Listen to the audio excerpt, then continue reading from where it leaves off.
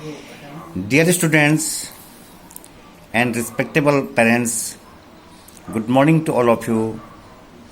Today we are going to learn about English spoken.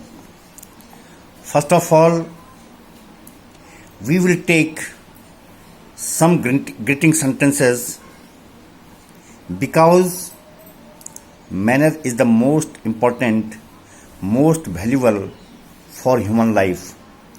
So, we will learn some greeting sentences.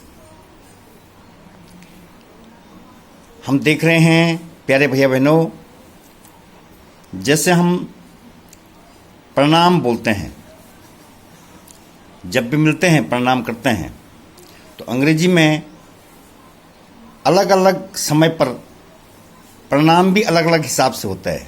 जैसे हम सुबह में मिलते हैं तो गुड मॉर्निंग बोलते हैं, दोपहर में मिलते हैं तो गुड आफ्टरनून बोलते हैं, शाम को मिलते हैं तो गुड इवनिंग बोलते हैं, रात को सोने से पहले गुड नाइट बोलते हैं.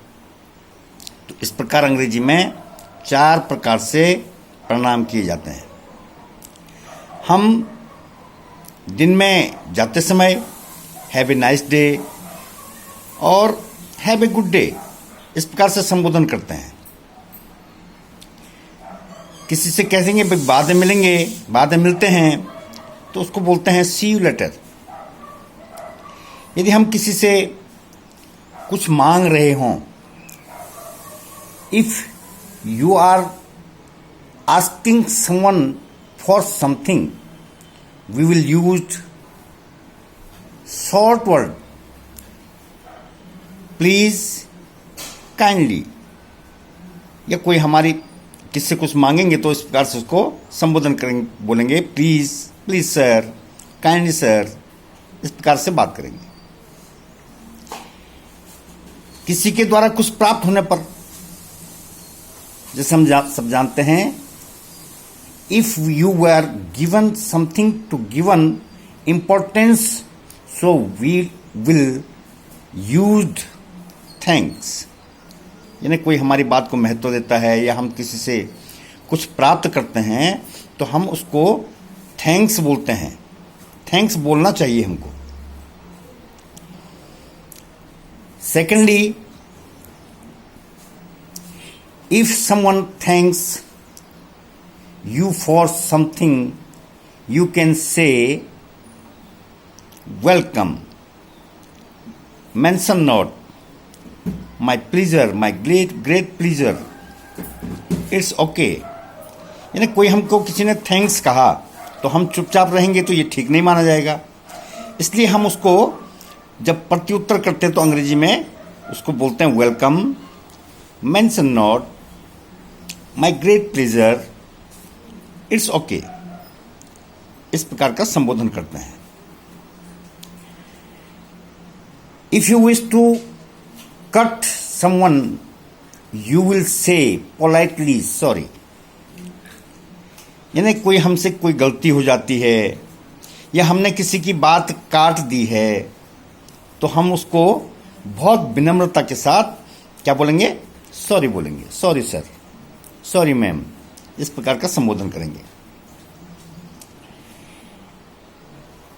इफ यू स्टॉप एनीवन, हमने किसी को रोकना है, कोई बात कर रहे हैं लेकिन हमने उनको रोकना चाहा बीच में, तो उनको क्या बोलेंगे, excuse me sir, I am sorry sir.